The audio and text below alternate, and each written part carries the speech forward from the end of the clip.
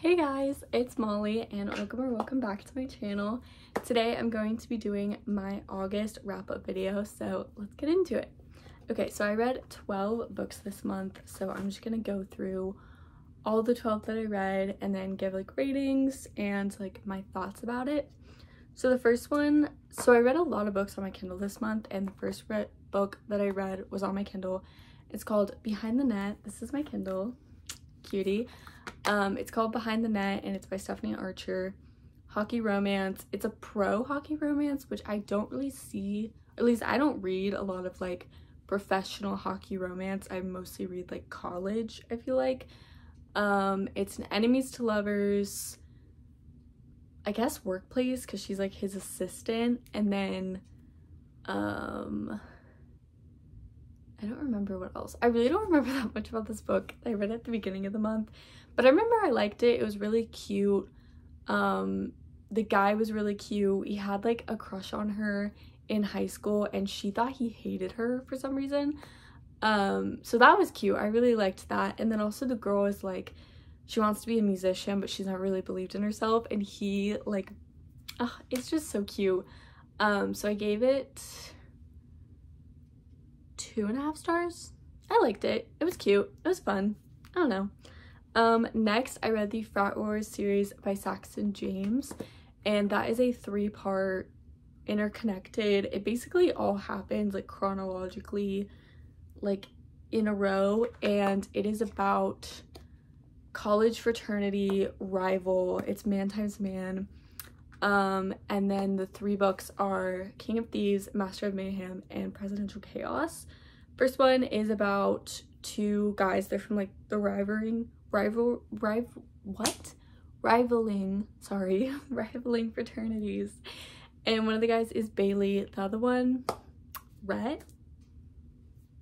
I don't remember. I really don't know. But basically the thing going on is like King of Thieves, and they're from like rivaling fraternities, and so nobody knows that the 2 of them are like dating each other, and it's like secret, and it's a whole like big thing. Bailey's also like new to the fraternity, so he's trying to like get friends, and they get outed by somebody. It's crazy.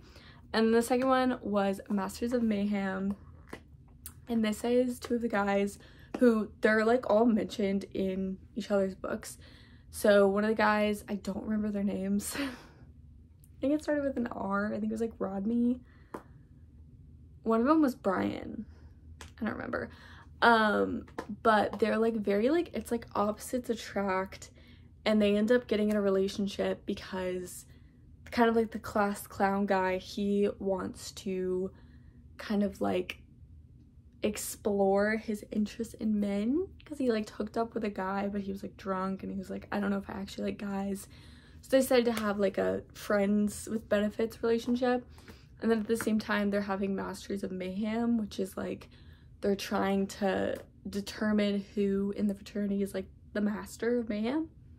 I don't know. There's a lot of pranks, drinking, and it's just entertaining, and it was just like fun to just read. And then the third one was Presidential Chaos, and that's between the 2 like fraternity presidents. So yeah, that was Frat Wars. It's very like fun, just like, I don't know, just like not super serious book. And I gave the first 2 3 stars, and then the third one 3.5 stars. And then I read Up in Flames, also by Saxton James. She wrote it with someone else, but I can't remember who she wrote it with. Anyways, doesn't matter. It's by Saxton James. It's also a man times man. And it's like, it starts with this guy, he gets like left at the altar, and then his like best friend, since they're firefighters, by the way, his like best friend, who was also like kind of best friends with the guy who left him at the altar, but not really, he also kind of like secretly hates that guy. They end up going on the honeymoon that he was supposed to go to with his like future husband or whatever, and they end up going together, and they end up kind of like striking up a friendship. This book I feel like is a lot more emotional, because there's a lot of, the ex-fiance has a lot of emotional manipulation, 100% a class A narcissist. It was a lot more like that, just kind of feeling guilty for breaking off a relationship, even though you should break off the relationship. And yeah, it was pretty good. I liked the beginning, but I feel like everything got resolved really quickly. And then I remember just being kind of bored of it by the end, because I feel like the original like tension wasn't really there anymore. Like it was just kind of like resolved, and I was like, oh, like there's not really anything else, you know? So I don't know. And then okay, and then I read, that's when I started reading physical books. I read Yours Truly by Abby Jimenez. Can I really say authors' names correctly? I gave this book 3 stars. I really liked this book, but there's one trope in it that honestly ruined it for me. Like literally it was just so hard to get through once that happened, and that was probably like I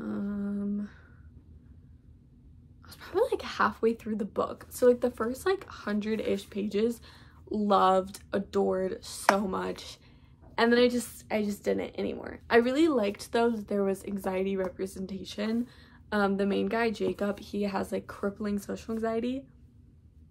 And everything he was describing, I was like, oh, I relate 100% to literally everything you were saying right now.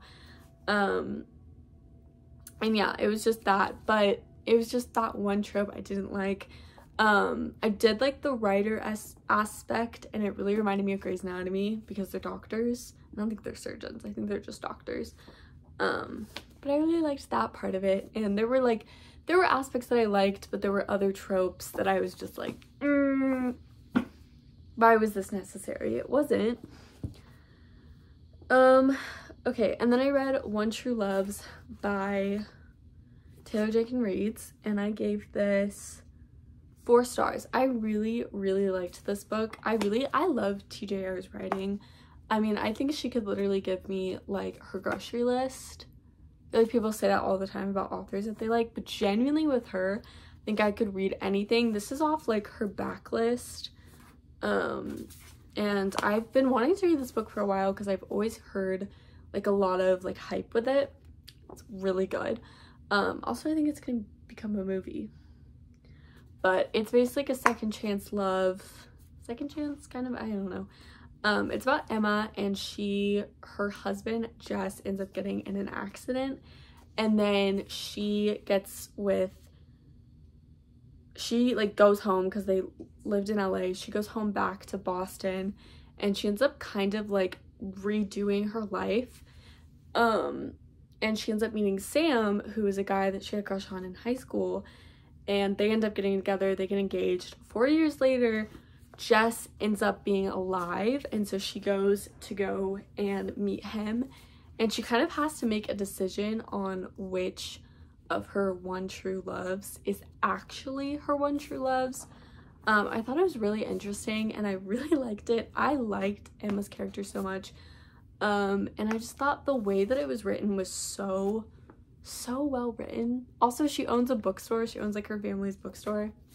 So cute. Okay, next I read My Dark Romeo. I think I gave this like 1 star. Yeah, not a fan. All I have to say, why did he keep calling her shortbread? Like, I just don't understand that. Like, the main character's only personality is that she liked to eat. And like, that's fine, but that was her only personality, and she was lazy. She like spent all of his money. All she liked to do was eat. And I'm like, those are fine like attributes, but it was just like, it was so awful. And the guy was awful. Like, Romeo was not, there was nothing that helped at all. I hated, like, and by the point that I was like, I don't know if this book's getting any better, I was at like 60% through the book. Because at first I was just like, okay, this like, it's bad, but it's not like that bad. Like, it's like, yeah, it's okay. I was like literally 60% in, and I went on Goodreads because I was like, maybe it'll get better. Maybe it'll get better. It didn't. It very much didn't. But I was like, I'm already too far in, so I might as well just keep going. So I did, and I finished it, and I literally probably the last 80 pages I just skimmed. Like, there was like some big thing that happened, but at that point I was so emotionally checked out of this book, I didn't even care what happened to these characters. I was like, they could have both died and I would have been like, God's will. Like, literally, like, I would have not cared because I was so just emotionally checked out and just over it. And it's like a dark romance, I get that, but I just feel like there wasn't a romance. Like, there was like nothing going on. They both hated each other for such a long part of the book. Like, I feel like in Enemies to Lovers, even in like a dark romance aspect, I feel like there's a point pretty early on, not early on, but I feel like a good point in the book they start being at least friends. That never happened. They hated each other up until like probably the last 40-30%, and then they were in love with each other. And even then it was still like toxic as hell, emotionally abusive. Like, there was just no good aspects to it. No good aspects. Nothing. Okay, next, so we have 2 more physical books. I read Daisy Hates and the Great Undoing by Jessa Hastings, and I gave this a 4.75 stars. Honestly, with the Magnolia Parks universe, I think I like Daisy way more than I like the Magnolia Parks books. I don't know, I just love reading about Daisy and Christian so much more than I like reading about Magnolia and BJ. I feel like with Magnolia and BJ, I just get so frustrated because I feel like everything gets fixed and resolved, and then one of them does something and then it's just like, and they keep bringing up the old habits, and it's like, I thought we fixed this. Like, I thought this was fixed. And with this, I just, I don't know. I love Daisy. I love Christian. I love the whole universe. Like, I love the Mafia. Like, I love the Mafia. And I love in this book how it's really, like, not the whole point. Like, they're in the Mafia, but it's, like, subtle. It's like, oh, I'm on the Mafia, but, like, on the DL. Like, I'm kind of in the Mafia kind of thing. And I loved it so much, and it was very sad. Like, the ending was very frustrating, and also this like intertwines with the Magnolia Parks books. I saw on Jessa's Instagram, apparently there's a way that you can, like, what's it called, co-reading, not co-reading, I don't remember, like, maybe, is it co-reading? I don't remember. There's a way that you can read all of these books at once. Or not all of the books at once. You can read the first 2 books together and then the last 2 books together because they happen at the same time. I don't know. I didn't do that. I read them separately. I read Magnolia Parks 3 first, and then I read this one. And Magnolia Parks 2, because Magnolia Parks 3 just got announced. It's coming out in February. I'm so excited. Apparently that's the last Magnolia Parks book, but there's a bunch more Daisy Hates books, which I'm so excited. I'm so excited. I love Daisy Hates so freaking much, y'all. So I gave that 4.75, and then I read the Headmaster's List.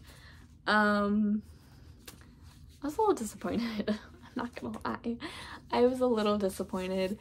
This just wasn't what I wanted. I don't even know what I wanted out of this book. Honestly, I got this at Target because I saw that they went to like a private school, and I'm kind of in like that mood, and I feel like sometimes it's like fun to read about like rich kids who do things wrong.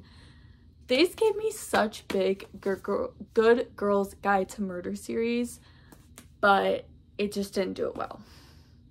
Like, it really felt like the author read Good Girls Guide to Murder and then was like, oh, I'm gonna write like that, and it just didn't translate well. And the main character was honestly kind of annoying. She was very unlikable to me, and there was just no really, I don't know. And then also the twist was weird. Like, it was just not the best thriller I've ever read, or the best like YA thriller. This is a YA thriller.